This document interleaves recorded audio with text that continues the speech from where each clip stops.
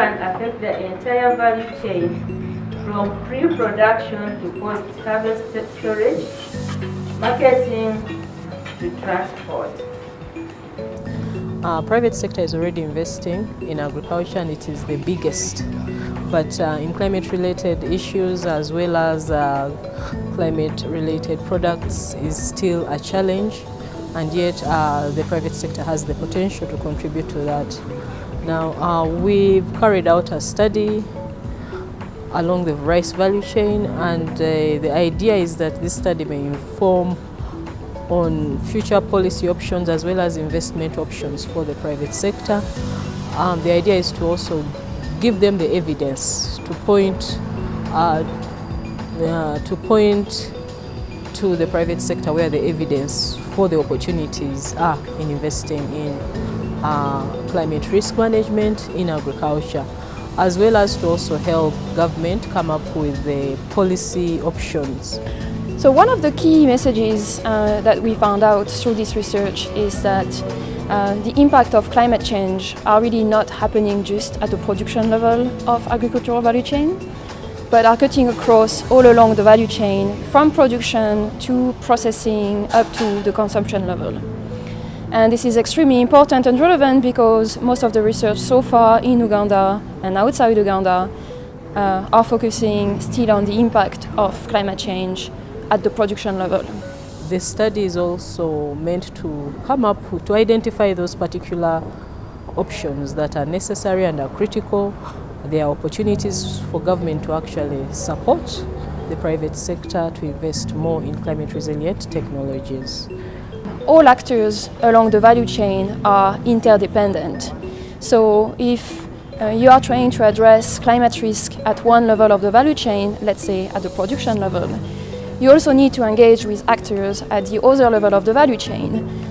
They are also part of the solutions because they are linked to the farmers. They also they need to invest in tools and technologies that can help them analyze climate risk and be able to inform their decision making within the bank.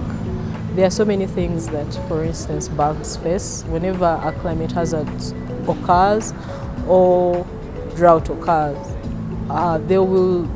Their clients will default. Those agriculture-related loans that are issued to clients will actually go bad in many times. They will go bad.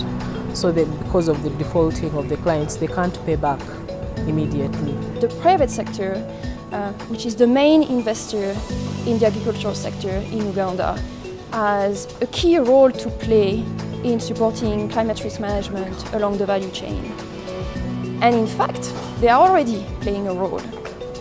So through our case studies, for instance, we've seen how commercial bank like the Centenary Bank is already providing financial services to various actors along the value chain, and that help them basically diversify their income sources, which is helpful when dealing with climate shocks.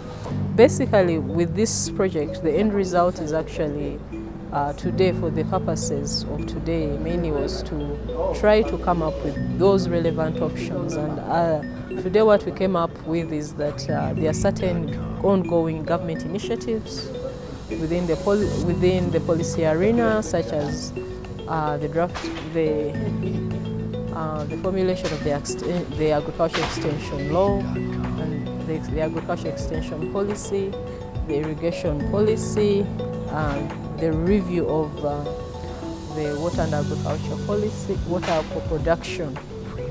All those are opportunities for us where climate change information can be mainstreamed in, whether to look at the financing initiatives or the resilient seed technologies, and how this could be communicated and how we could seize the opportunities for this to go forward.